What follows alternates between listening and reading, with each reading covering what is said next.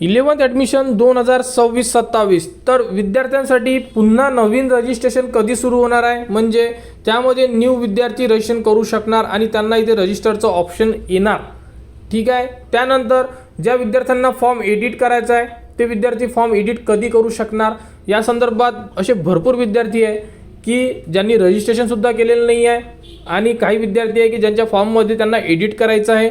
काही विद्यार्थी असे सुद्धा आहेत की ज्यांनी नंबर लागून सुद्धा प्रवेश घेतलेला नाही आहे. तर ते विद्यार्थी फॉर्म कधी भरू शकणार आता, कारण की सध्या राऊंड 1ची जी प्रोसेस आहे ही अजूनही सुरूच आहे. राऊंड 1ची प्रोसेस संपल्यानंतरच आपण राऊंड 2साठी संपूर्ण फॉर्म किंवा संपूर्ण फॉर्म एडिट म्हणा, नवीन रजिस्ट्रेशन म्हणा किंवा कॉलेज चेंज म्हणा, यासारखे संपूर्ण ऑप्शन आपण तेव्हाच करू शकतो जेव्हा आपल्याला संपूर्ण माहिती उपलब्ध करून देण्यात येणार. तर टाईम टेबलनुसार जर बघतो म्हटलं आपण तर बघा, आपण डायरेक्टली चेक करणार की आता जो राऊंड 2चा टाईम टेबल येणार आहे तुमच्यासाठी म्हणजे फेरी क्रमांक 2, तर त्यांच्यासाठी पॉईंट दिलेला आहे हा 6 नंबरचा पॉईंट आहे. बघा, डेटा प्रोसेस आणि पुढील फेरीचे वेळापत्रक जाहीर करणे. तर यांचा जो वेळापत्रक आहे म्हणजे कोणत्या तारखेला वेळापत्रक येणार आहे तुम्हाला बघा, तर 6 तारखेला सायंकाळी 6 वाजेपर्यंत, म्हणजे 5 तारीख ते 6 तारीख या दरम्यान आपल्याला सेकंड राऊंड म्हणजे राऊंड क्रमांक 2चे वेळापत्रक जाहीर केले जाणार आहे, असे राऊंड 1च्या टाईम टेबलमध्ये सांगितलेलं आहे. क्लिअर.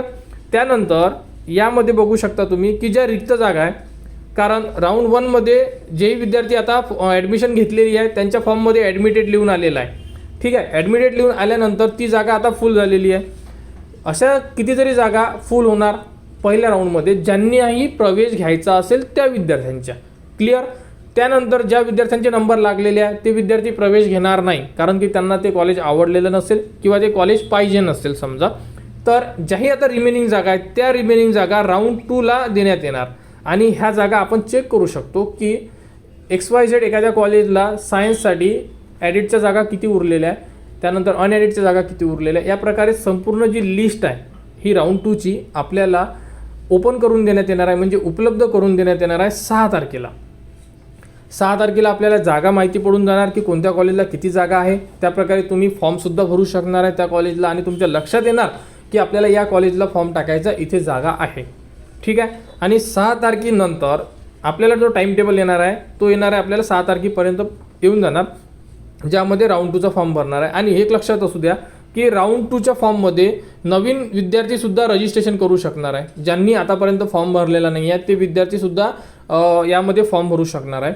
एडिटसुद्धा करू शकता तुम्ही, कॉलेजेससुद्धा चेंज करू शकता, म्हणजे ज्या विद्यार्थ्यांनी जे कॉलेज दिलेले आहे ते कॉलेज चेंज करू शकता. त्यानंतर स्ट्रीम म्हणा, जसं की कोणी आर्ट टाकलेलं असेल आता सायन्स पाहिजे असेल ते सुद्धा तुम्ही चेंज करू शकता.